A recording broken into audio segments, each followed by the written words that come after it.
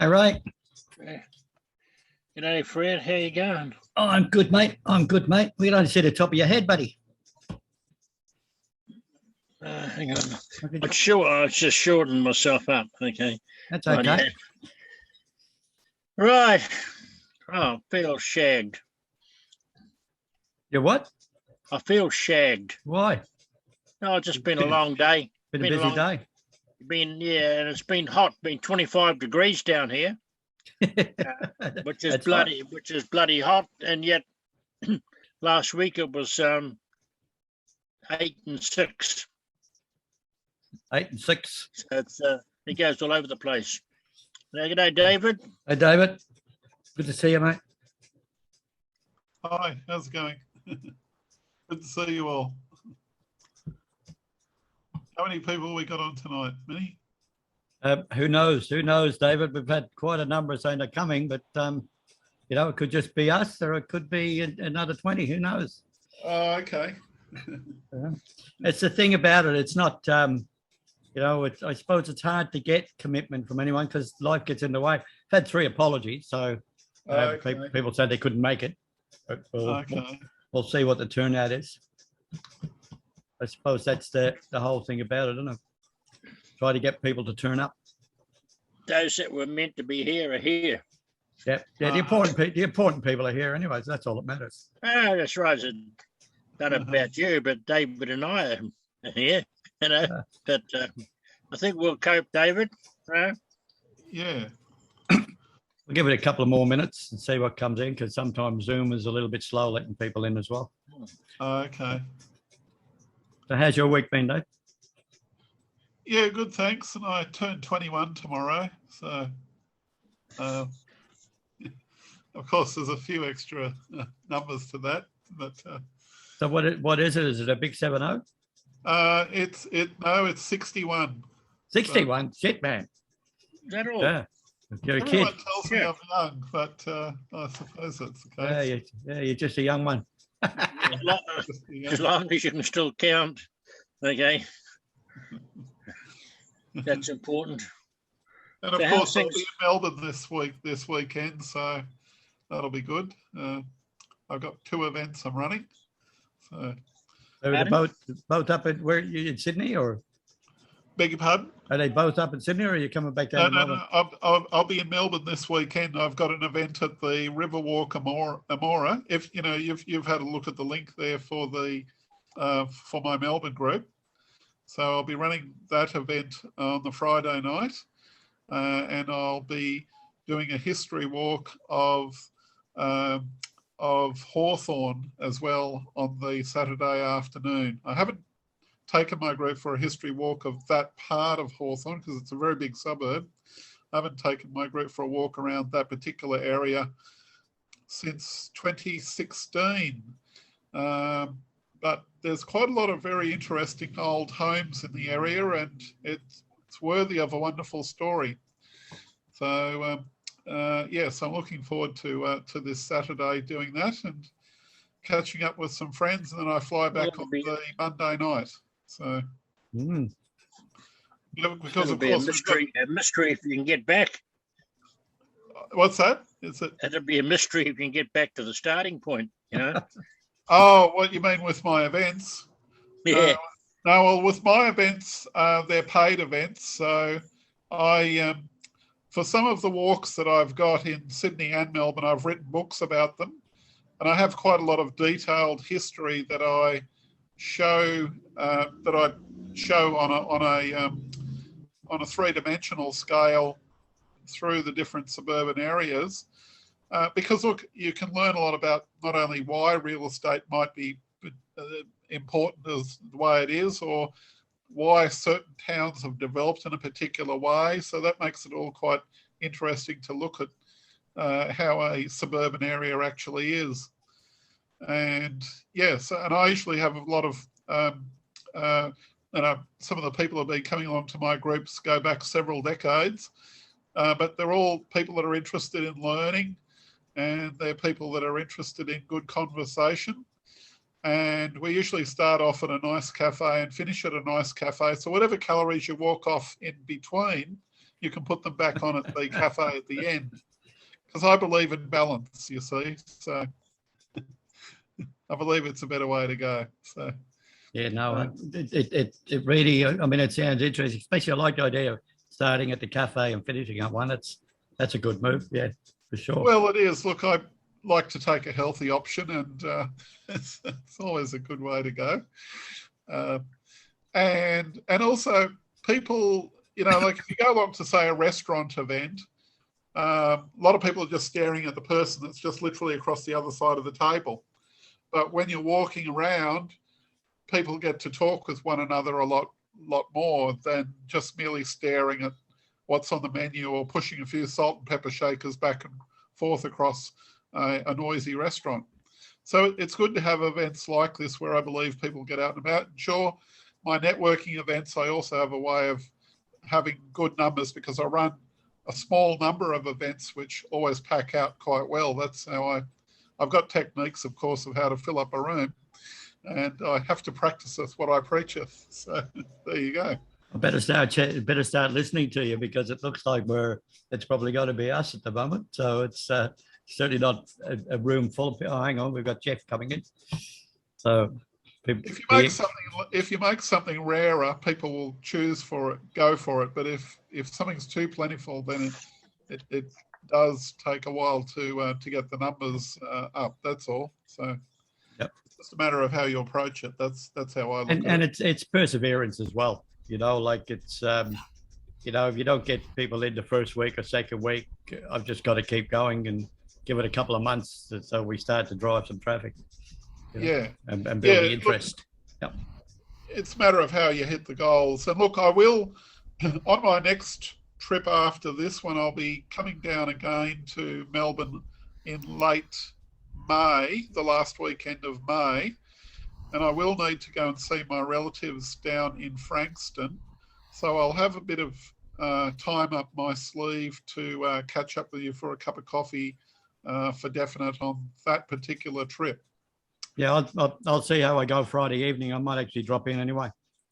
Yeah, so that'll be good. Yeah. Usually the grandies drop in on a Friday night, so sometimes that's not doable, but we'll see how we go. Yeah, well, that's it. You'll be surprised at some of the people that are at my group that travel from all the four corners of the earth to get there. So some even come as far as Endeavour Hills, some come as far as Werribee or Geelong. Yeah, quite far and away places. So, yeah. G'day, Jeffrey. How are you? You got no video on, mate? No, I haven't, but I'm having trouble with it. It's technology, one of those days. I'm here in spirit. That's okay. What kind of spirit? Single malt? Funny enough, it's the good stuff. Life's too short to drink anything else, isn't it? Absolutely.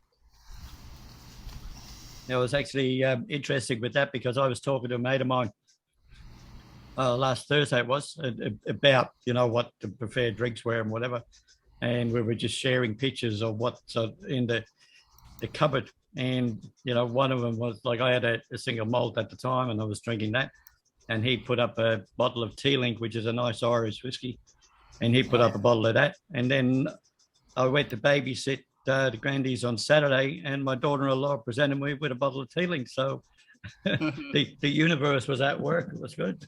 Yeah, my preferred drop is, I'm having a look, I've got a few on my shelf over here. My preferred drop is probably, I've gone off the boil a bit, I used to drink a bit more, but I don't drink much now. Glenfiddich 18 is one of my favourites. Yeah, tell you guys a quick story. I don't know how true it is, but I'll tell you for what it's worth, and it makes sense to me. I met a older gentleman who's a Johnny Walker rep, and I was a bit stupid. I started off like everybody on Johnny Walker and thought it was good, but not knowing it was a blend and all this bullshit. Anyway, I did the red, the black, the gold, the green, and the blue. And the blue in Australia is about $250. And then I got into a couple of other brands they have, Cardu, and another one called Swing. And Swing's very interesting. If you've never seen it, it's worthwhile investigating. And this Swing is in a bottle, and allegedly it goes on the boats. And the idea of the bottle is as the boat moves like a yacht or something, the bottle will actually swing quite a distance before it'll fall over. It will hardly fall over. Yeah, hence the name swing. Anyway, he was telling me that Blue Label was made for the Asian market, right? Because they got money and they're prestigious and all the bullshit that goes with that. Anyway, they can never ever sell it all, but they've got to keep making it, but they can't sell it all. So what they did behind the scenes, they rebranded it and put it in a swing bottle, right? And called it Swing, and Swing was $100, and the Blue was $250. And I tell you, I did the blind taste test and I couldn't tell the difference. So maybe he's on the right track, and it does make a bit of sense, because I mean, how many products out there are made by the one company and you don't even know about it? They've got a different badge. Yep. Yeah. So interesting. Or if you go back probably to when you were kids, and then Benson and Hedges cigarettes came out in a gold packet, and they were 2 or 3 cents or a couple of cents or pennies dearer than Paul Moore. Because of the gold packet, or just because of the marketing? Much just same way as what you just said about the whiskey, same stuff. Yeah. I'll tell you an interesting sideline on that. I used to be a caterer for 20 years. One of my early jobs, I went to a Rothmans convention, and it was full on. They took a big, what would you call it? A big warehouse, and they dumped sand in there, and they had Hawaiian girls and blah, blah, blah, and they turned it into a beach. And they had every Rothmans rep from Australia, and it was a heap of them. Like, we're talking probably 300 people. And I was the caterer, and I was doing the pigs on the spit to do the Hawaiian theme. And I got really pissed off when the guy got up there, and they had a cigarette, and he was showing a little packet, like, you know, the people were 100 yards away, and he showed me his little packet, and said, "We've got a cigarette now for the lower pretty much for the lower class. So we can get the lower class, we can get kids. It's as cheap as chips, blah blah blah blah blah." And it was virtually like they were peddling. Well, I guess they were peddling drugs. Oh my goodness me! And the guy was literally saying, "We want to corner the whole market, and the poor people couldn't afford the Benson and Hedges in the gold, so we'll go with this new one, you know, blah blah blah." And it left me sick in the stomach. The way they were promoting it was incredibly unethical. It's the same. I mean, I remember growing up, like my mum was a heavy smoker, and at the time, the cheap smoke at the time was Woodbines, which was the cheapest thing that was going at the time, and they used to actually call them coffin nails. That was a common term for them, because they reckoned that they were so, you know, bad for you. The quality of them was terrible. So that was a common name that was given to them in those days, coffin nails. So, how true that was. I think a lot of selling tactics back then, I mean, if you walk the clock back 40 years ago, and look, let's say you just take a topic like, say, selling insurance or encyclopedias, like just selling insurance. I remember I had a retail store when I was in my late teens and right up until, you know, my early 20s. And I couldn't believe it, how these guys would go door to door through all the shops. I lived in Wagga Wagga back then. And they would show you all the receipts of all the other people that had joined it, saying, you could be just like one of these people. Yeah. In other words, they were using the social proof. This is way before the internet. The social proof. See this name of this big guy. See the name of this big person. See that you would have seen him on TV, and you know they were using all of that as social proof to say, well, if you don't sign up, you're not going to have your name. You're the idiot if you don't sign up, because everybody else reckons it's great. Yeah. Yeah, I didn't actually go for it because I couldn't quite see the point of it at that time. So I'm glad I didn't jump in. But I thought, that's not a bad, interesting sales tactic. Well, I remember, like, at one stage I was in between roles. Like I came out here and I was in between roles, and I took on a role as a vacuum sealer sales guy, going around knocking on doors, right? Yeah. And I lasted about 3 weeks. But I remember that's a record, really. Yeah, but some of the great, like I still reckon the logic behind it, the training that the guys were doing was when you spoke to somebody, and this was easy for me, but when you spoke to somebody, you had to make sure your eye level was below theirs. Yeah. So you would go down on one knee and to demonstrate you take out that vacuum cleaner apart. And when you think about it, it was making them feel like they do authority. So they were looking down on you. They were in charge. They were running the show when you actually were, because you were taking them through that. And the thing I always remember was that one of the tricks they did was they would tell the lady in question to say, get your vacuum cleaner out and just vacuum that space, right? Just vacuum it. Get your vacuum cleaner out. So you're happy with that? It's all clean. Yeah, all right. And then you get the Hoover out and you'd give it a run over. And you'd always, no matter if you went over with your own vacuum cleaner, a couple of minutes later, you'd get more dirt out, right? And then you get a tissue and lay the dirt on the tissue and put your foot on the tissue. And so it had destroyed the tissue. This is what that dirt is doing to your carpet. This is what's happening. And you go, and I can't do this. I got to get out of here. Well, for a couple of months when I first arrived in Melbourne, I was setting appointments for a Kirby vacuum cleaner sales team, like the two top sales guys. Yep. And they got these leads from people at the shopping centre, and so they were expecting that they were going to win a lucky draw, right? So I was ringing them up to say, you won the lucky draw. You haven't won this, but hey, you've won a veggie knife. A veggie knife of all things. So you can stab someone with.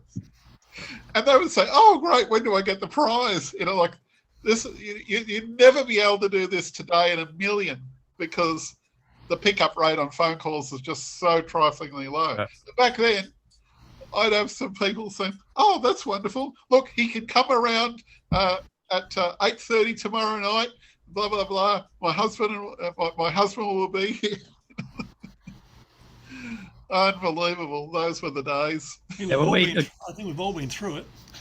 Yeah, I ran a call center. It was mine. So I ran a call center for a while. And what we were doing, we were selling discount vouchers for hairdressers. Oh, yes. Right?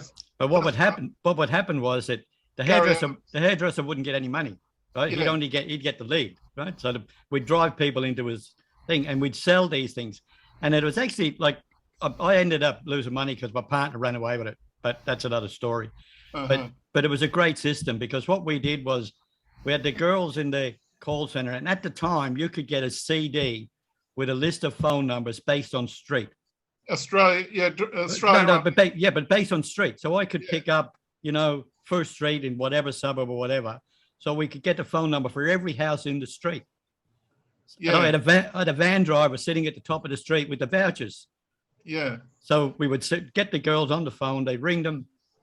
They'd say, yeah, okay, when can I get it? Right now, we've got a guy right in the area. He'll knock on your door and he'll get the voucher, get the money ready, get the case ready. So it was a cash business. It was just, the stuff was rolling in. Fabulous idea. Well, I did that for Gary Adams, as you might remember, because that's how we'd met, remember? Yeah. And also, I think you also knew another friend of mine who was running discount vouchers for restaurants and everything back in that day too. Who was that? If I remember correctly, Ted Patmore. Does that name ring a bell? Yeah, it does. Yeah, well, I'm going to have to look him up and get my memory. He passed away in 1993, but okay. Yeah. But yeah, that's right. I mean, I was always amazed that when he did pass away, I wasn't quite so surprised. I was very sad about it because I thought he was a great chap. But because he was selling discount vouchers in a book called The Presidential Card. Oh, yeah, I do. I remember it. Yeah. And he always was out at restaurants because they were trying to convince him to get into his book. So of course he had quite a round belly from all of taking him and his wife out to all these lovely places. So yeah, it's got all the free meals. That's a really good business. That's the kind of lifestyle business. That's why I like running social events based around the things I like to do. Yeah. Because you get paid to party. And I liked what he was doing because I thought, hey, here's this. He's got a business where he's always going out to places. He's always getting the best deal. And they're trying to sell to him. that's the way to go. That's the lifestyle. We should bring that back, Fred. I was just going to say, Jeff, I think there's legs for that now, because one of the things that's happened in Melbourne, and you'll probably be aware of this, David, is that they've stopped the local newspapers, like a lot of them. Yeah. Right. So the Standards and the other stuff. So we bring back a digital version. We've got a few of them here, which are all still handed out here in Sydney. Mostly real estate ads, of course. Yeah. But the local Manly Daily is a weekly, and but I know what you mean. In suburbia Melbourne, it's a different story. Very. Yeah, well, different. I mean, Leader closed. Like Leader was the major organizer here for suburban newspapers, not the majors. I used to run a lot of classified ads in there, get leads. It was very good in the old days. Yeah, but that's gone, and that facility has gone for tradies. So tradies used to advertise in there left, right, and centre. So now they're not there. So where are they advertising? How are they getting the leads? Where they're going to these days are these people that there are some companies that sell 100% just to the tradie market. And it's business coaches. I know one business coaching crowd that's based at Doncaster, and his business is pretty well 80, 85, maybe 90% focused. Even his newsletter, I know this guy, his newsletter is based around tradies. That's where his market is. There is also some of these people that put you supposedly number one on Google, and they have people selling 100% just into the tradie market, no one else, absolutely no one else. Yep, yeah, they're rigging them, yeah. All of the people that are dealing with clothing and cosmetics, they go to the influencer market, the influencer crowd, so they're already catered for, but the tradies are catered for by a tight range, and they're making literally 7 figures or 10 or 7 or 8 figures a year out of it. That's mainly been the big switch in the last 5 years. Yeah, because I mean, I've noticed that, and I used to get a lot of leads out of those papers because I'd rig the people that were advertising, and say, hey, have you got a website? No, well, you need one, and we used to get a lot of leads. So that lead source has dried up as well. Yeah, I know. So it's interesting, the way things are happening in the market at the moment. I'll have to swing you some Sydney papers so you can ring up them for a change. I suppose I could always get the online version and get them, but that's not a bad idea. I do souvenir the local ones here, and if you're looking for people that there is page after page, but yes, I know in Melbourne it's completely disappeared. I'd only moved back to here in 2019, but yeah. Well, give me 5 minutes. I'm going to restart my computer, buddy. Okay. Yeah. No worries. I'll see you in a couple of minutes, Jeffrey. Well, there was one thing you mentioned before. I'm just trying to come back to it because there was a story I was going to tell you about that. Oh, you were talking about like people getting listed, guaranteeing to list people on page 1 of Google. Yeah. And I don't know whether you were in a room, but I explained that I am the one person that can guarantee that. Yeah. Yeah. Because I own the domain page 1 of Google.com. So I can put your name up on page 1 of Google, guaranteed.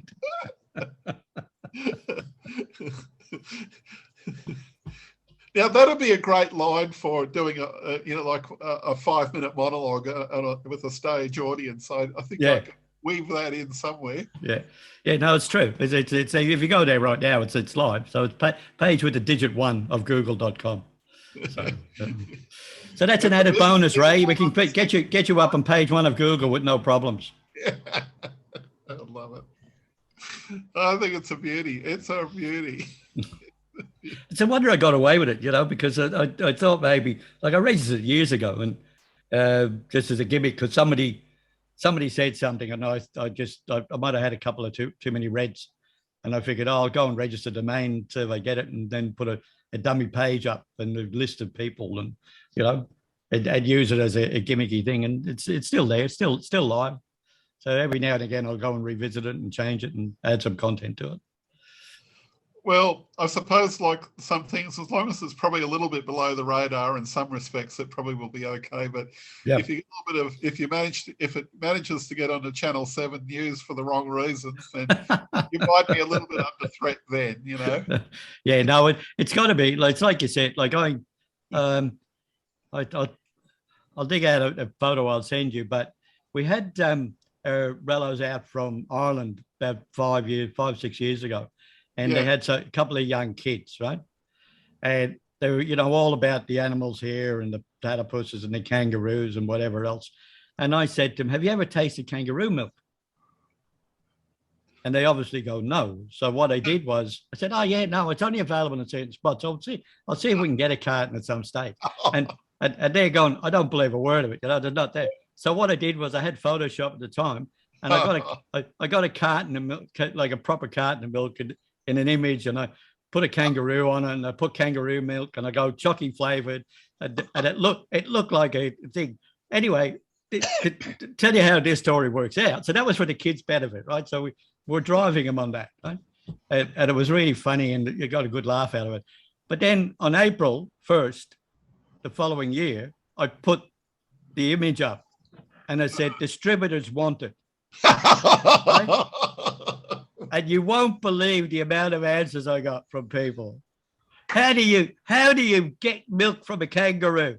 And I said, "It's very dangerous."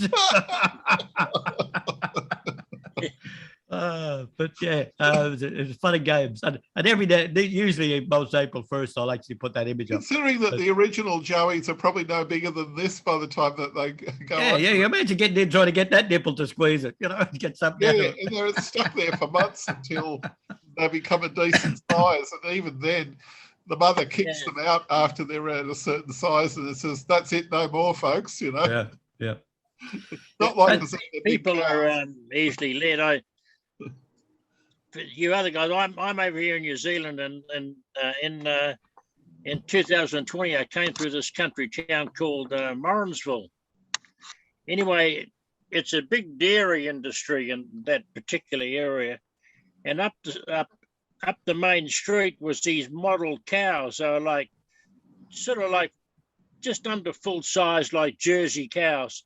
Some were painted blue, some were painted brown, and some were painted yellow.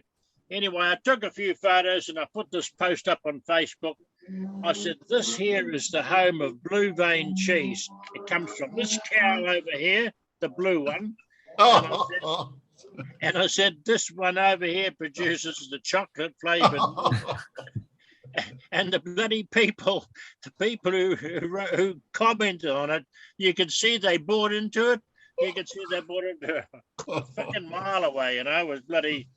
But we're gullible, You'll probably remember this, Dave. Like a couple of years ago, like when the VFL obviously happening, somebody put up a post, and it was meant to be and it actually was on a news broadcast as well. So one of the channels picked it up and ran with it, and that the VFL were going to change the ball to a square ball because there was a lot. I'm not religious. I don't follow football or cricket. But this was on the same vein, April 1st. Oh, right? okay.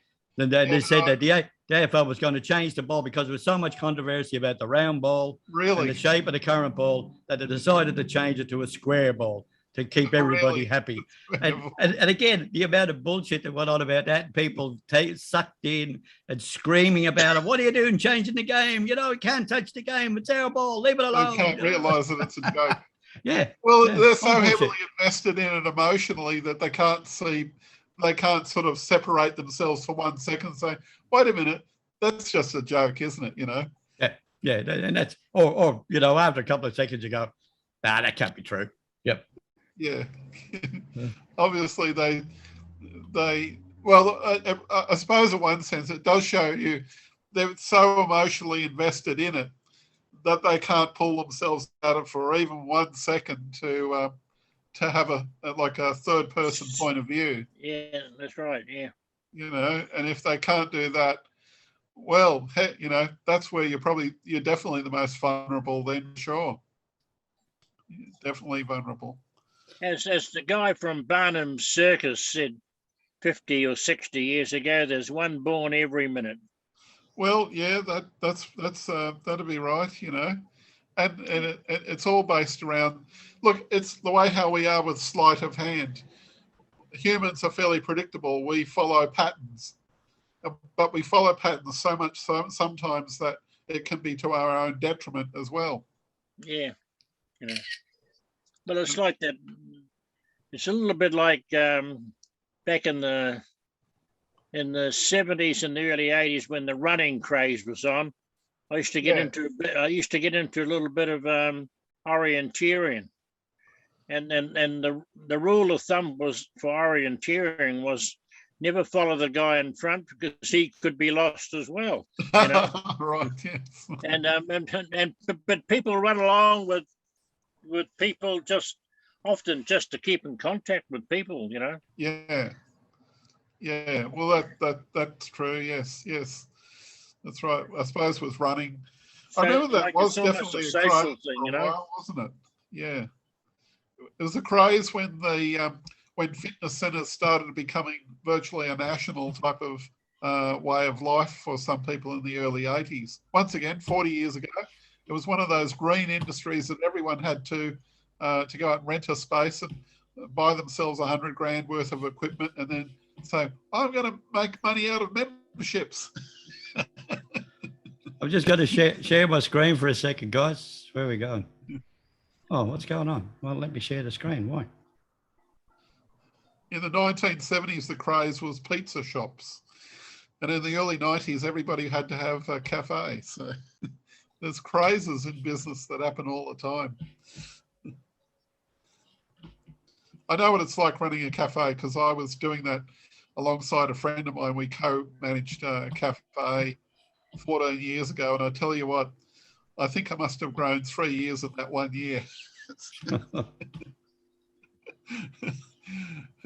There's a lot of things you take for granted when you go to a coffee shop, but when you're on the other side of the counter.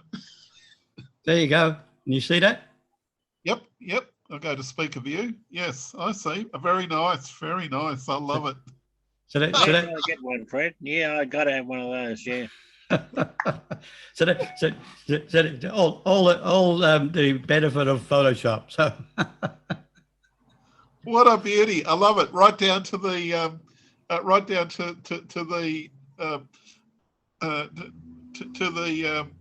the UPC code. So right, neat. Yeah, so it worked out all right. Anyway. What a ripper. And it still gets people in, so it's good. Well, yeah, look, if you make something a little bit believable, then people aren't going to change their point of view because we follow patterns, remember? So yeah, that's why magic works so well. No, you're right. Yeah, you're right. Yeah, it's just a deception or perception, whatever way you want to call it. Yeah. Yeah, it's all a matter of we're pattern-seeking individuals. Your head is blending into the photos, Jeffrey. And you're muted. We can't. Yeah, I'm in one of these what they call a peacock chair in the Philippines, a real big rattan chair, but it's round like the shape there, and I've dropped a green cloth over it. And I've just went onto what do you call it, Zoom, and said I've got a green screen. Now, if I click this chroma key, key, it'll take it off. So, funny enough, I get a better vision. There's the green screen back, right, and there's no green screen. So, I might as well throw the green screen in the fucking bin, right? Yeah, for some reason, my the lights I'm using in here are not really good. It looks like, but I've just been out and got sunburned, so I'm not sure what's going on with that. But Have you got a green screen at the moment, or no? Yeah, no green screen. yeah, no, I've got a green screen behind me. Yeah.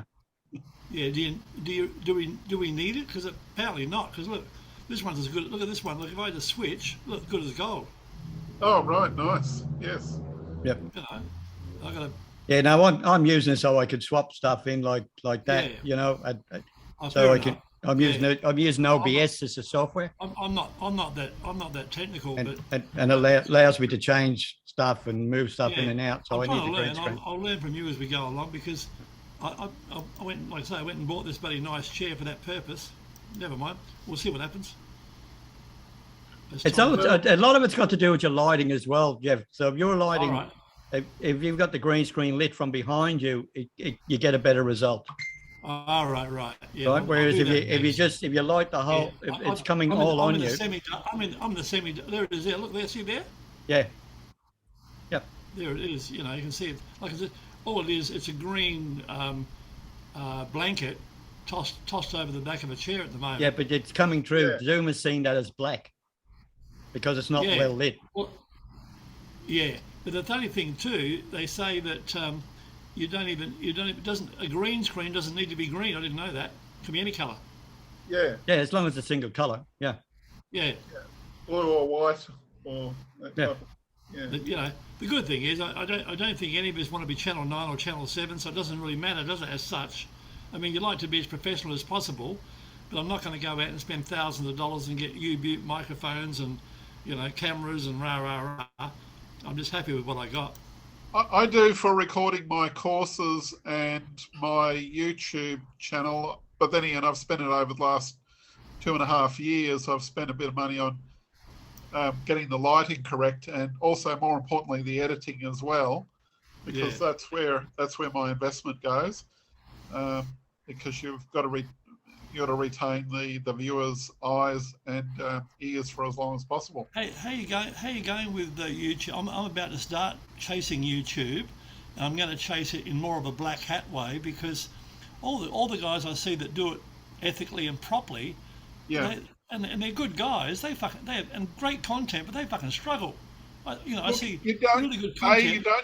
You don't need many subscribers ultimately to bring in leads. That's probably one of the big fallacies. I was managing a friend's channel for a while, and she's got a business that turns over $3 million a year. Yeah. And she's only got, at the moment, around about 1,500 subscribers. When I'd first met her, she had about 600. Yeah. And she gets, apart from all the leads that she gets from other sources, but directly off her YouTube channel, she gets about 5 leads a week on average. Yep. And one of those will probably convert into about a $15,000 or $30,000 sale. Wow. So that isn't too bad going, you know. Great value, yeah, great value. She gets the editing done overseas, so it goes well. And but I've learned a bit from how to do the editing properly, because the editing is really one big thing, and also more importantly, even outside of that, it's the first few seconds of your video, and also your thumbnail. If you do your thumbnail, and look, watch me what I'm doing.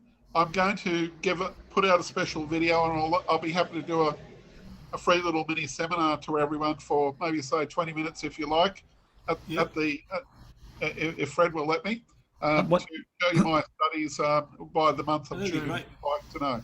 Yeah, no, absolutely. Like I was actually going to jump in and say, do you want to do it like within the session and we can promote it, so we can get 2 things. Like it'll obviously hopefully get more people into the room because they want to know. And then give you the opportunity properly, then I can prepare a whole lot of slides and say, you know, like, here's what I've learned not to do, because working with this other friend's multi-million-dollar business, I learned there was a lot of aha moments, shall I say. Yeah. I had a lot of conceptions of ideas of what to do. And when I come out on the other side, I thought, right.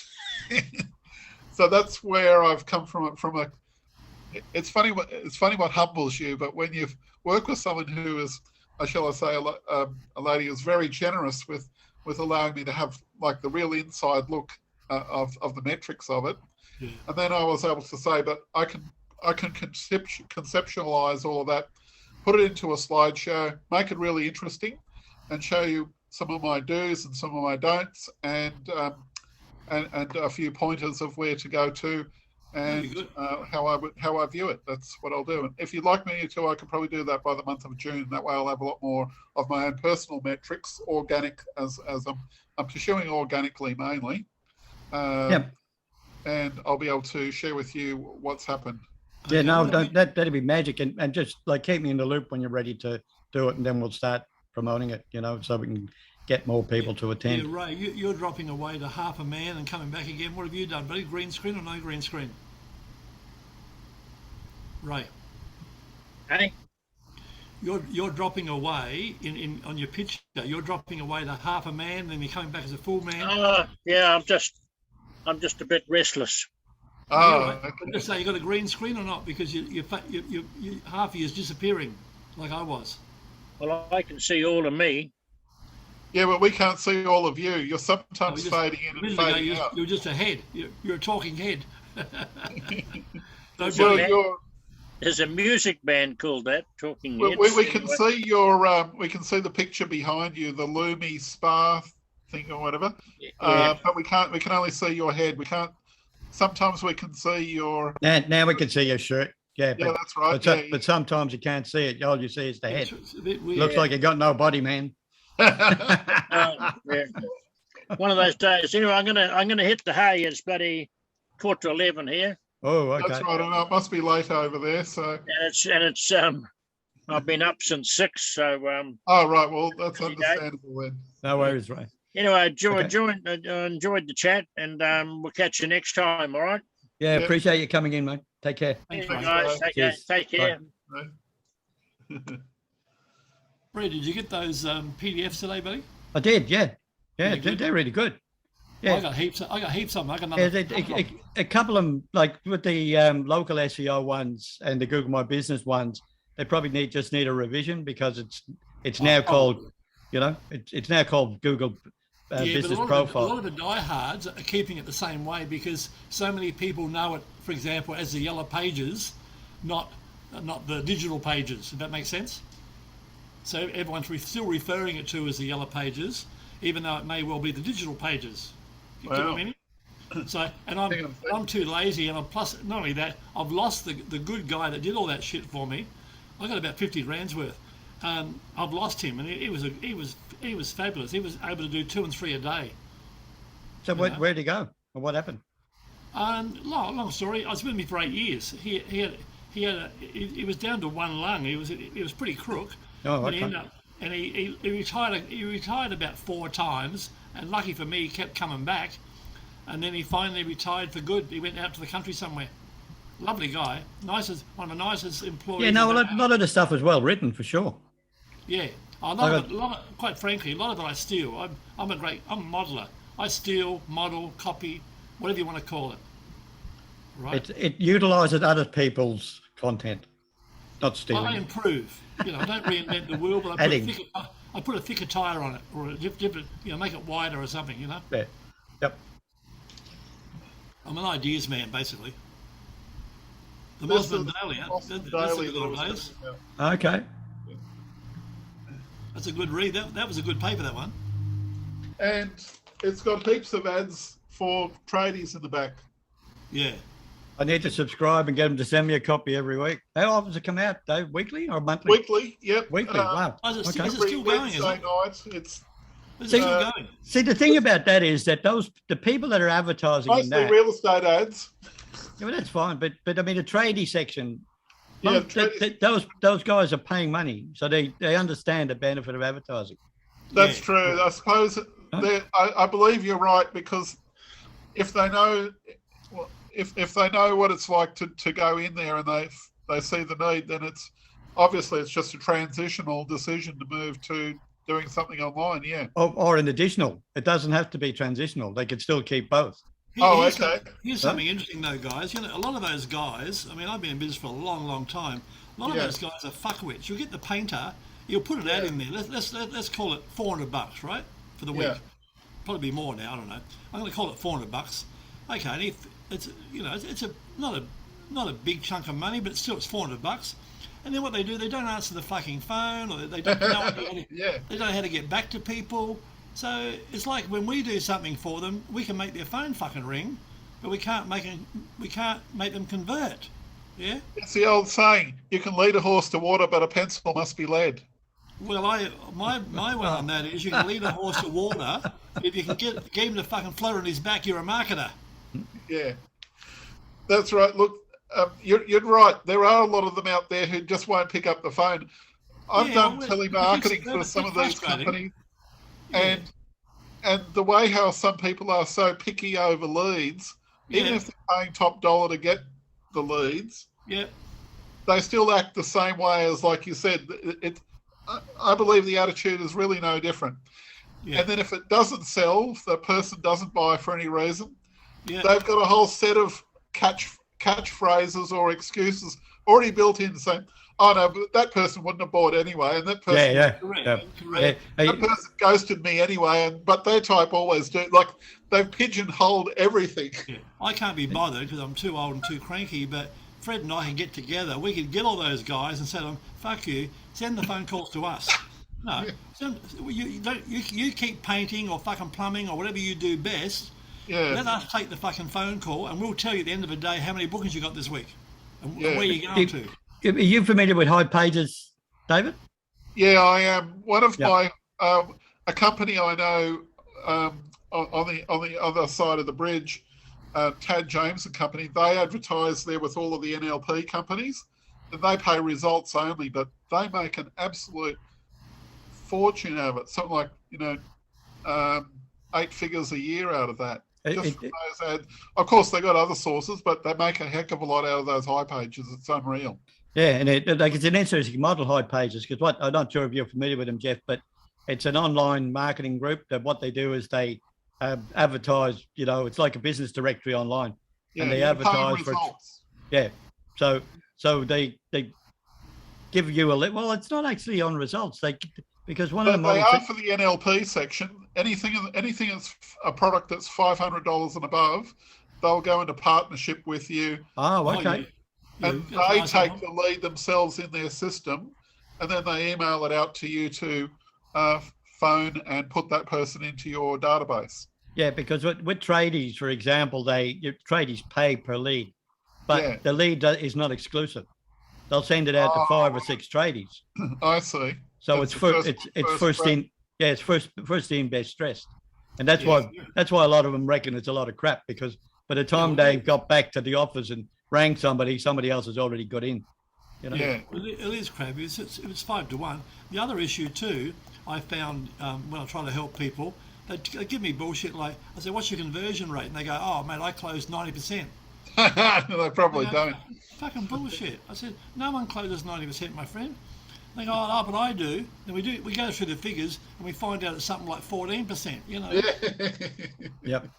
And they don't like it because it's the truth, right? Yeah. Yeah, no, get it. They love to make it look sexier than what it is. But I do, and that's the same thing I've discovered in the past doing lead generation with people. They have those same kind of prejudices to leads, even if they're paying someone in the office to make the calls. It's unreal, but that's the way they view the world. Fair enough. And it's worse with people that run a business that they've only been in less than 2 years. They're the worst ones to deal with. Guys have been around the block, or the gals have been around the block a few times, are more realistic to deal with. I'll tell you a funny story. You guys will probably know him. He's an amazing guy. He's still going big time. Brad Sugars? Yeah, I do know. Yeah. Brad's fantastic. Yeah, I've been several times a few years ago. He's a messiah. He's a true fucking genius, right? Yeah. And he's had tens of thousands, not clients, of employees, right? Yeah. Who have bought his franchise, et cetera, et cetera, et cetera. And when I was younger, in my, I think, late 30s, maybe early 40s, I hired, because I fell for the bullshit. Everyone's got a coach, Jeff. I always thought I knew everything, but everyone's saying to me, "Oh, even the best tennis players have got a coach," and that made a lot of sense, right? If Tiger Woods has got a coach and the Joker's got a coach, why shouldn't I get a fucking coach? So anyway, I hired 3 of these fucking coaches, all from Action, right? And I kid you not, no bullshit. Within a month, the whole 3 of them were paying me to show them how to fucking sell. Unbelievable. Shame. They were hopeless. They just, But they have this sort of correct. franchising cookie cutter type stuff. What's your figures, Jeff? What do you do, Jeff? How many leads a week do you get, Jeff? Which is all stuff you need to know, but you're right. Cookie cutter stuff. You see, I used to, before Brad Sugars went into doing what he was doing from 1999 onwards, I was doing some work for Results Corporation. Yeah, Chris Newton. Setting up appointments for the salespeople that were in the office at the franchise. Chris Newton and Paul Dunn. Yeah. Yeah. Well, Chris Newton had it then, but I was working for a New South Wales franchisee of Results Corporation, which was good because I got access to all the stuff for I love Chris. He was another. He was a very underrated superstar, Chris. He was, and the big thing was that I learned was we had a whole lot more questions that we asked people even before we got them. Even before we got them through to even the sale, like the person who was doing the sale, we had a whole lot of diagnostic stuff that the Brad Sugar's crowd couldn't have even thought up in their wildest dreams because the clients that we had stuck around a lot. But I noticed that with the Brad Sugar's crowd, the longest time that they had some of their customers stick around was an average of 3 months. Yeah, crash and burn. Yeah, that would crash and burn. After about the third month, the prospect or the new client or whatever had gone through it. Brad himself is brilliant, but just he doesn't have the cattle or the work. Brad comes across as fantastic and no problems with him. But the people that wanted to bought his dream didn't know how to sell it. I saw him when he was just a kid at Dallas Books Hall when he was starting out. Yeah, like if you see him today, he looks the fucking same. He must be doing I know, doesn't it get you? He's still 6 foot tall. Yeah, but he does the Ferrari. You see him recently? He does these mornings with Brad. He does. Yeah, he's driving along and he's. Yeah, and the Ferrari is going, fantastic. Yeah. But he talks real hard hitting stuff in short bursts. Good. Yeah, I like it. He keeps it simple. But he's a lot more realistic. Like, I did have one of his top coaches speak at my business club that I had a decade ago. Yeah. And she was really, really great. But she was apparently in the top 5 worldwide out of his group. But the reason why I believe she was probably one of my better speakers that I had was, she had actually run a business. Correct. That's a big one. Whereas a lot of the other ones I'd met had never run a business. They just bought a fucking franchise, just bought the like dream and the cookie cutter. Yeah. But she had actually run and used all this stuff before she went into and I thought, viva la différence. Yeah, absolutely. Yeah, she could empathise with people, whereas half of these other ones, they just went through the script. I mean, crying shame, but there you go. You're pretty smart. Fred and I have discussed this. We're going to all have another meeting about it right now. Yellow Pages is gone. So what I want to know is, and remember, people were spending up to, not everybody, but a group of them were spending $100,000 for a full Yellow Pages ad, right? Yep. 60,000 for a half, 40,000 for a quarter. I want to know, where the fuck have they gone? They're not dead. Where have my late wife used to work in the contracts department of Yellow Pages at Abbotsford. Yeah. Way back in the late 80s to the early 90s before she had to give up the work because she was not well for a whole range of different reasons. A lot of those top salespeople I know that were working in that went on to, maybe not all, but a good portion of them went on to running their own businesses. Where have the advertisers gone? The advertisers, I believe they're still out there. Yeah, where are they though? Where have they gone? How are they getting business now? Because it's pretty hard for Farmer Joe or John the mechanic to switch from Yellow Pages to digital because he doesn't know. He's a mechanic. Yeah? True. But, like a lot of these things, if you don't know, you ask a friend. Yeah. And that's not to say that a lot of those digital marketing companies, the ones that were in the forerunning in the early days, because I was selling websites myself right up until the year 2010, and I found the easiest people to sell to, obviously, were the ones who not necessarily always in the Yellow Pages. I could just run a social gathering and I'd tell people, oh, by the way, during the week I did web design, and people would hit on me. But the same people who were selling websites used to sell SEO back then in a rather crude form 20 years ago. literally Yeah. 20 years ago, 2002. A friend of Those were mine the used people to that go they to went Chamber to. of Commerce and stuff, and then he'd put a meeting on. Yeah. He was a nice crook, if you want to say it this way, because he was slick. Yeah. And he came across a very light. Funny enough, his name was David Caruso, like the actor. Oh, Anyway, right, wow. Yeah, David used to put on these meetings and webinars, the evergreen webinars. We put on these meetings, and what he'd give people, 20 only. I'm going to give away 20 free websites. Oh, okay. But you have to pay for this or that. Correct. You had to pay for the SEO and the other All stuff. the other right? stuff, yeah. So they got the free website, and and they paid the money. And he was telling me, and I couldn't do it ethically, but that's just me. He was telling me, out of say 20, 6 or 7 would never even come back for their website, if having even paid the money. And that's not at all hard to believe, because I remember I know.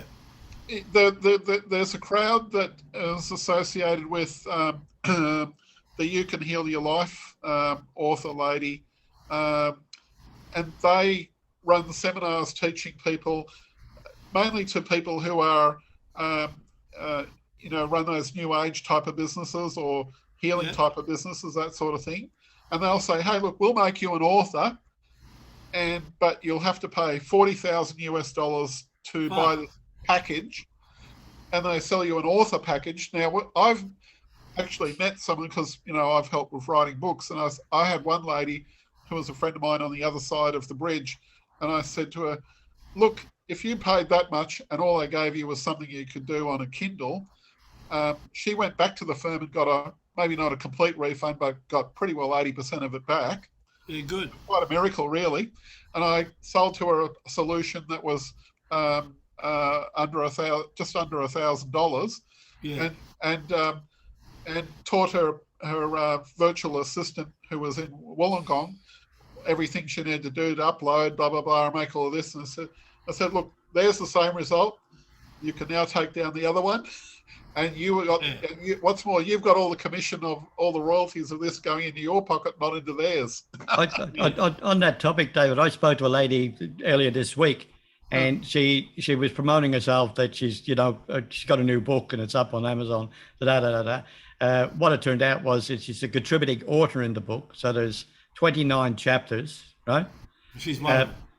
She's one of them, yeah, one of the contributing authors, and that's fine. I mean, like I did that 5 years ago. Dale Beaumont style. No, Dale, similar. But anyway, let me finish the story. So what happened was that I spoke to her, and I said to her, I said, look, you don't mind me asking, but what did it cost? What for your contribution to put it in?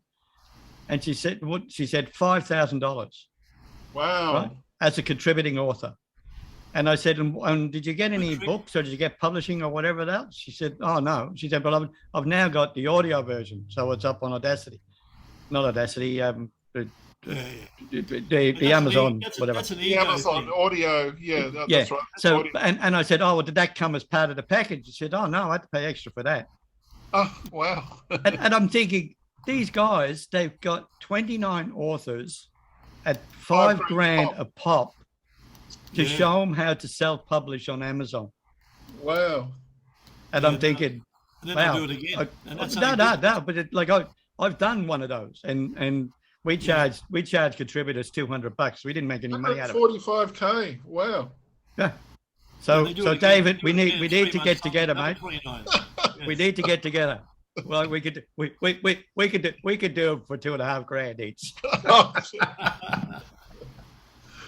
I honestly don't want the headaches of that type of thing. I once tried to take one of my books to a co-authorship thing, and it wound up in legal problems. It wound up costing me more money than I did, and I ended up refunding pretty well half of the money out to everyone. It was only a very small number of contributors to it. I only had 4 contributors, but I'll tell you, it was such a mind problem. I don't want to ever go down that pathway ever again. I'm planning to. Like, I did one. But I don't want to do that sort of thing again. I want to I want to do my own show stuff. No, that's good. That's good. Look, you're welcome to it. I got a word for you, Fred. The F word. Focus. You're all, Yeah, focus. You got too much on, son. You're doing shit. No. We've got to keep busy, mate. You've got to keep busy. I absolutely. But try and get some focus going. I mean, it's hard enough putting this fucking group together. You know, it's hard work. Oh, I agree. I've got some friends who don't do any of that anthology type of books, that just simply make yearly planners. You know, those books where you fill in all of the bits. Yeah. And one of my friends, she makes something like about 5 figures out of doing that. And I thought, how can you do that? He says, well, people like to make books where they write their own stuff in it. And I said, okay, I should really rethink my thoughts on that one again. That's one I got. It's a journal, right? Yeah. And it's like empty. Well, no, it's got stuff in it, but you've got to fill it in. Well, Pam Brosnan does that type of thing, and it does her very well. Is that your and own he lives one, at Fred, Boston. No, it's not mine. One of my contacts that had it, and I bought it just to support them. But I mean, she sells it for $25 a pop, right? Yeah. So Yeah. you know, there's another good trick out there which I fell for, and I didn't know. You don't know. It wasn't much money. What it was a social calendar. So it virtually told you every day of the year, like Donut Day, you know, Love Your Pet Day, you know, Coffee Day, you know, which is good for social. You can put up posts about coffee, right? Because some people somewhere in the world probably do know it's Coffee Day, right? Anyway, that information is like public knowledge, yeah.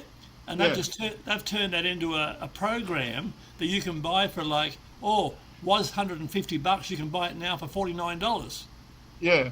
And you pay and then they, as you know, Fred, they do the upgrades on you. Like there's $49. Oh, there's another program you should be getting. That's $22. Then the bill comes to $100. Yeah. Did you want the graphics to go with that? You know? Yeah. Correct. Yeah. Or yeah. Do you want the YouTube? What do you call them? What do you call them, David? The thumbnail. Do you want the thumbnail? Oh right. Yeah. That type of stuff. Yeah. You know, you want to have all the templates. We'll throw in 200 templates. Yeah. You know, That's what people. That's what makes Canva so popular these days. Is there's companies starting up, and this is what I've noticed with the lovely Pam Brosnan over at Manly. She's made a mint out of, because she's also got a membership which is just purely women business in her membership base, but she's got all these Canva templates, really expertly done across a whole wide range of different things, but she sells them in package sets. So there's a package set for this, package set for that, package set for doing your Facebook, package set for all this different stuff. And all of the women business people say, I can't, there's no way I can ignore this. I've got to buy that set. And they will spend up to $1,000 or more or whatever buying all these. Yeah, well done. Plus the membership fee that guys, are you both on Canva Pro? I assume you are. Yeah, I've got Canva Pro. Look, I was a bit slow off the mark using it. I don't use it. Because you will. What I'll do I use it all the time. I use mine every day.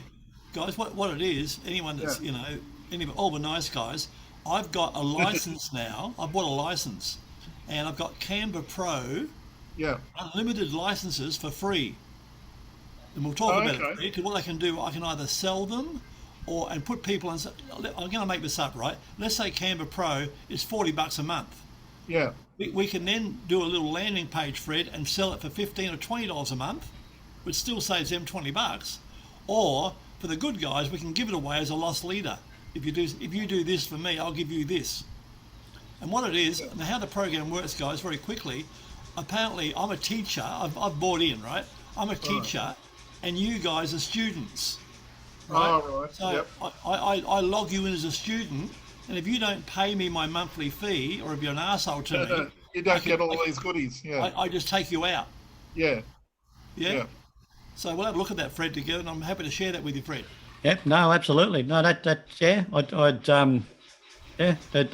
my mind's running at the moment, so I could understand where you're coming from, but there's lots of options in there for sure. Yeah. Another one, Fred, I saw that you can help me with, Fred. I saw a guy, I'll share this with you. There's this guy, very smart guy. What he does, he's gone in and said something like this.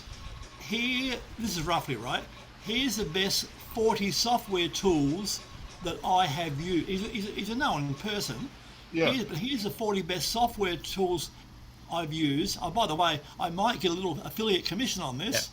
Yeah. And he does it beautifully. I'll show you how it's all laid out, Fred. He's laid it out fantastically, and you can just click a link, each one, and they're good programs like Canva Pro, blah, blah, blah. Yeah. And then if you go in and buy them, of course, it's probably attached to Fred Gillen at the back end, and Fred gets a kickback. Yeah. So they're the sort of things we should be doing, guys, because dummies like me and the average Charlie, he likes these. He says, I need some more tools. And the guy says things like, mostly free. They're not all free, though. Mostly free. So he sprinkles a few free ones in there amongst the paid ones. Well, you see, there's so many people that are working from home these days. Correct. It's much the same as 20 years ago. You would go down to buy software as a CD, DVD type of thing. Nowadays, it's all downloadable, obviously, but way back then, that was the way things were 2 decades ago. But it's a lot better to organise these days. And I got my main start on the internet after telling everybody it was only a fad for quite a number of years. It wasn't until 1999. I was running a lot of singles events right up until the year 2010. But in the year 1999, I came across one guy who was advertising in the 9-5 magazine, much the same as I was. And I made an inquiry about what he was doing. And he had a dating website. And within 1 week, he made me an affiliate. And I started making money straight away. So the people that were coming... Who was he, do you remember? His name was Martin Haynes. He was... He no longer lives in Australia. He's a UK-based guy, but he used to live in Sydney. And he and another guy who is a Sydney guy, they were in partnership, but they had... He knew a lot of the corporate speak. He knew how to organise things and to grow a company from zero, literally originally off his kitchen table, to a corporate office. He sold the business to Match.com in the US. Wow. For $20-something million US, which converted into Australian around about 44 million Australian dollars. Back then, in the year 2002, it was like 50 cents our dollar equals $1. Oh, sorry, 50 cents American dollar equals $1 Australian. So he sold that for 44 million. After they paid out the investors, which was only a tiny portion of that, they all made money. What was left over for him and the other guy was about something like $17 million a piece. David, let me tell you a very quick Not a bad story. one. You're an older fellow. You may or may not remember. I owned the biggest matchmaking agency in the fucking world before the internet. I owned a company called Video Match. Oh, right? I've heard of that. Well, you should have. Video Match spent $7,000 a week back in the day when fucking money was money. Yeah. I ran a full column. Only a column. The column width. The column was about six columns wide. And I'd run one full column down the guts of it at $7,000 a pop, and I had Video Match for 20 years. And this is a true story. I got jack of it, right? And you're talking about singles things. I ran a lot of singles events because that's what I was doing, right? Yeah. I owned and ran the floating disco for 10 years. That's another story. Anyway, so which capital city do you live in, by the way? Now or before? Now, right now. Where do you live now? I'm in Manila in the Philippines, in Makati. Oh, okay. Where do you? I've been here for I woke up and got out. I've been here for 8 years. I live in Sydney. Where do you live? Where did you live when you were running the business? When I was in the business, I was in Sydney. I lived all over the place, but you might as well say mainly Parramatta area. Okay, yeah, because I moved up here in 1995. I was running singles events in Melbourne from... Yeah, well, Video Match was very popular. Anyway, here's a story I'm alluding to. I got absolutely jack of it. I mean, this is I could write a book one day, but it'd be a fiction. No one would believe me. Yeah. I sold it to a guy who built Westfield shopping centres. I sold it for $440,000, which was a lot of money then. Right, a lot of money then. Definitely. I went out and bought a Saab convertible and hired a penthouse at off of fucking You did well. In Castlereagh Street, got myself a penthouse. Blah blah blah. Anyway, true story. The day I sold it, meaning the day the check was going to go through, like it was say Wednesday morning, right? At 9:05, I got a call from Humphrey Bogart. Oh, And wow. Humphrey Bogart said this. It wasn't. You know Wasn't who it was? Humphrey Bogart for real, no. The Humphrey Bogart voice. He said Yeah. this. Jeffreyville, yes. This is Alan Felge from Consumer Affairs. We're here to tell you you are under a major investigation. Because I'm a matchmaker, okay. right? Because I'm Wow. flavour of the month, you know, to go after car yards, matchmakers, blah, blah, blah. Yeah. Anyway, and I thought to myself, well, I didn't say it, but I thought, well, I'm here to tell you, fucking Alan, go fuck yourself. I won't be here tomorrow. Right? Yeah, because But anyway, you didn't tell be him that you as it, sold the business. be that as it may, I sold it out. This is a true story, and you look it up in the records. The Wow. Packer boys, the young ones, they got lots of money. The Packer boys, Lachlan and James, Yeah. bought, you ready? You're sitting down, Yeah. RSVP for 440 fucking million 1 year later. Wow. And Wow. mine was fucking bigger and better. Wow. I just didn't know anyone. I'm a loner. I didn't know anything or anybody. No one was knocking on my door, right? Yeah. So there you go. And I knew then that RSV, it's good now.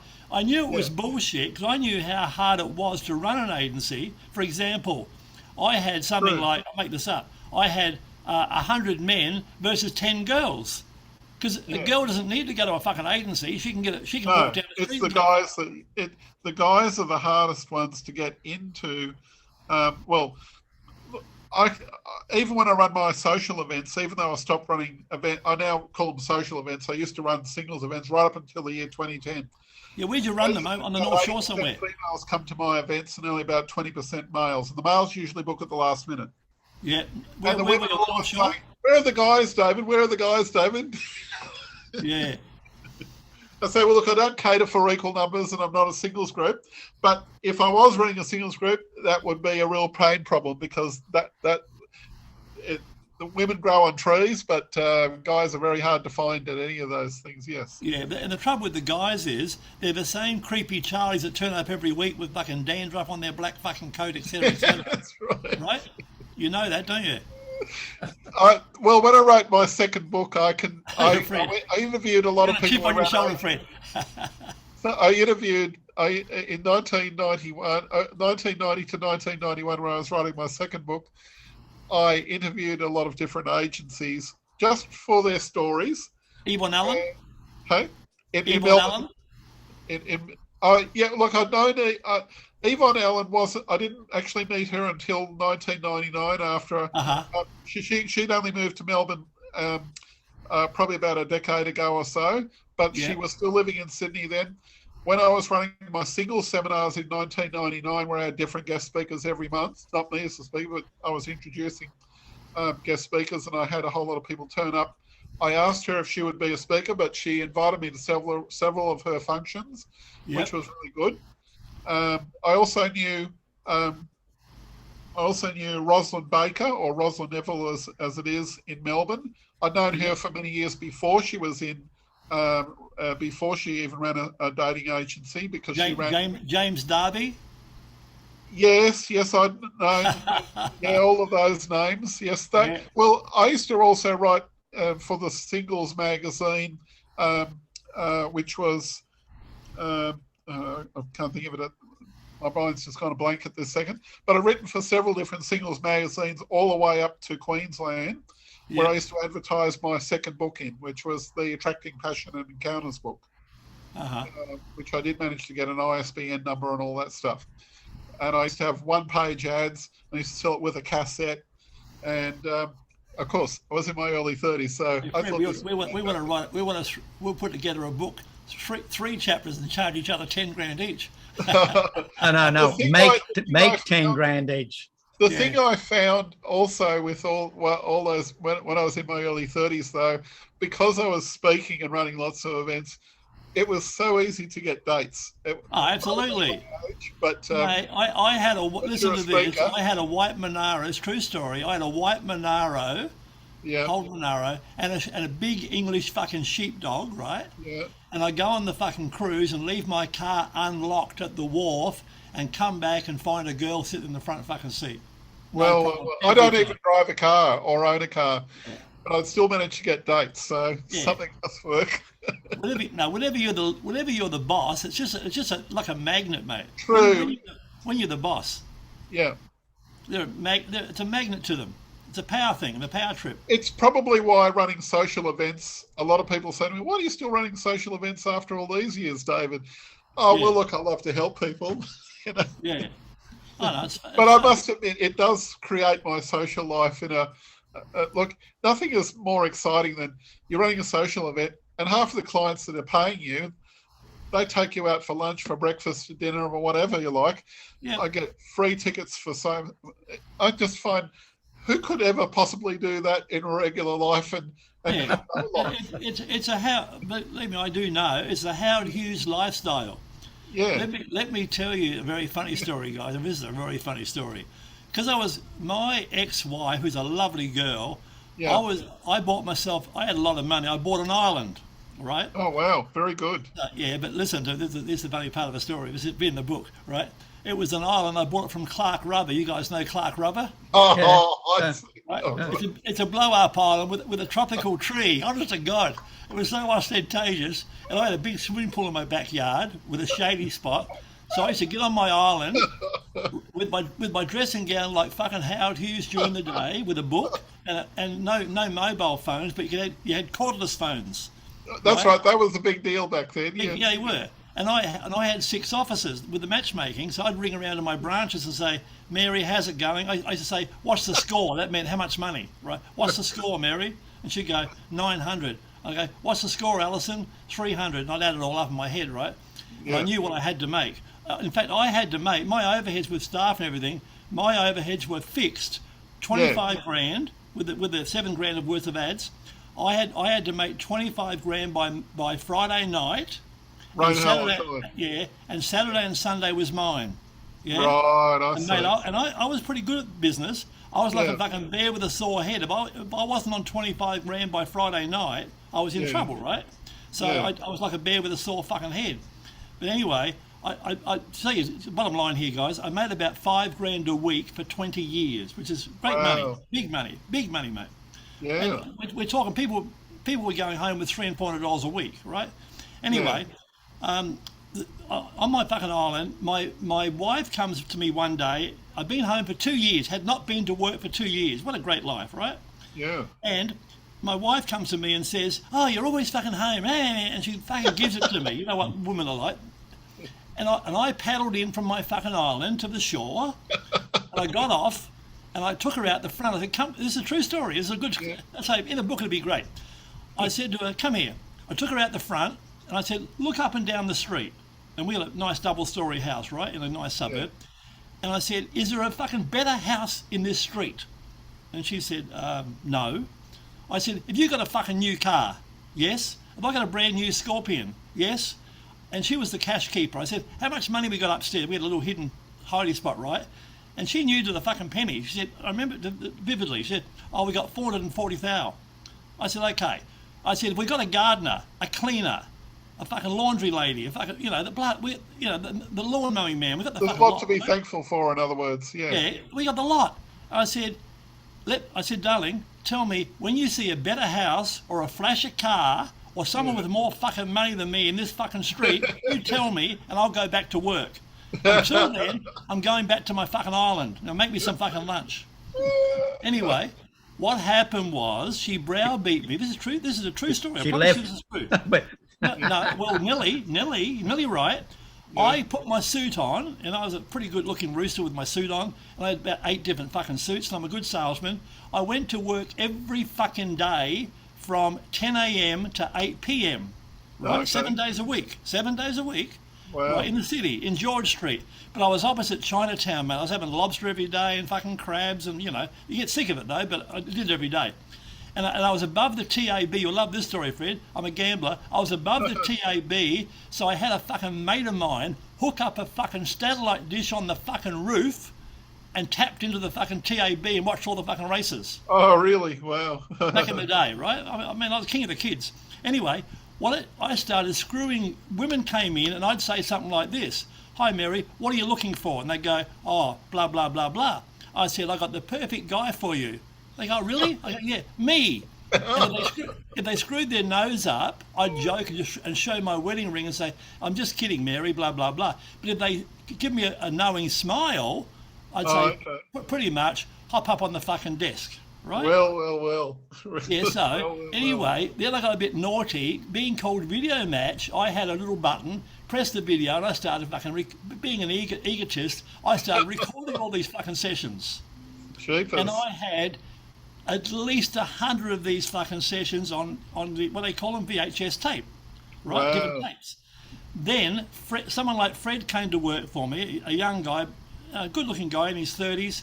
He came and worked for me. His name was Peter.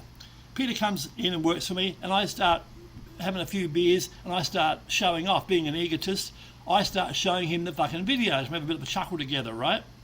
Okay. Anyway, he comes in one day, about a month later, and says to me, he shuts the door behind him quietly and says to me, Jeff, you owe me $20,000.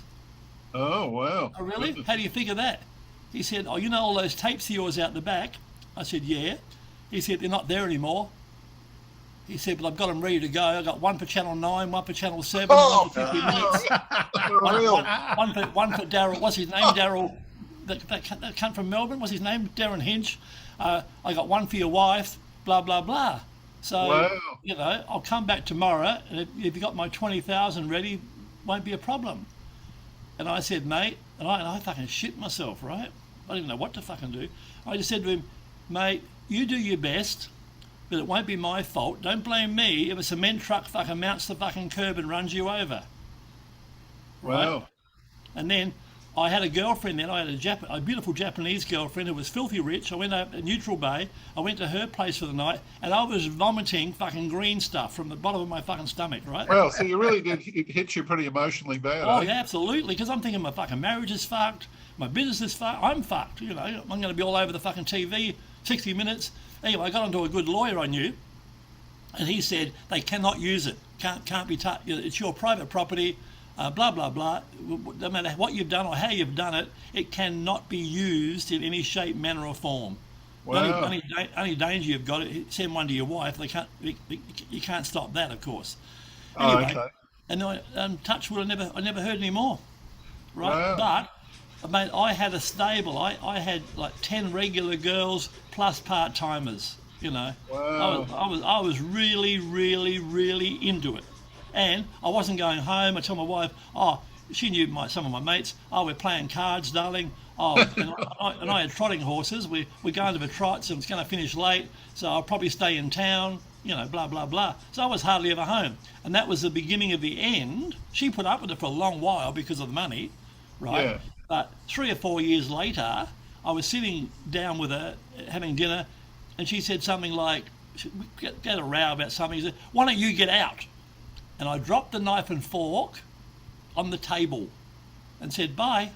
And she got the shock of her life because I was waiting. I was never going to leave, but I was waiting for that. You get out. Oh, okay. So you're waiting for a gotcha moment, so to speak. Yeah. Yeah, basically. I was waiting for her to say fuck off, you know. Okay. And that gave me an excuse. Uh-huh. Yeah, Uh-huh. I could bore you with it. I got a million of these stories, guys. I could bore you. Like I say, no one would believe half of it. All right, guys, I think we've run well over the hour tonight. Hey, Fred, when are we going to get some more people here? Fred, what are we going to do about it? Mate, Yeah, where's Fred's the marketing people? department, Where's the so you people talk you? to him. Where's the people you invited? I didn't invite you. There you go. There you go. There's the reason. There's the reason. I had to You leave didn't one. invite anyone. Right, I had to leave one to come to one. I had to, Right. I had to leave. Yeah. You remind me of the guy who was always trying to buy everything for $1. They said he was trying to buck the system. I like it. I like it. I like it. I look forward to seeing your video, David. Very quickly on your YouTubes. How long have you been playing with YouTube, buddy? Roughly. Oh, look, for a long time, but this channel that I'm working on now, I've only just got like just a month's worth of work up there at the moment. Yep. I can hold on a sec. I'll just Very post. quickly, based on your experience, if I'm aggressive, how long will it take me to get 10,000 subscribers in your opinion? That's a how long is a piece of string question. Is it? Can it be done in less than a year? not the number of the subscribers anyway, it's the quality of the subscribers. That's my channel at the moment. So there's nothing special, nothing. Yep. All I'm saying is that, look, there's different ones that I follow that I take my advice from, which I believe has been useful. Yep. And I will, look, I'll detail all of what where my inspiration is coming from when I do a proper presentation. But I believe it's possible if, first of all, you've got to deliver something that's very high quality. Yep. That's clickable. I believe part of it is a combination of defining who your audience is. Now, I don't believe that you have to niche down everything. No. I believe that advice has probably been overdone.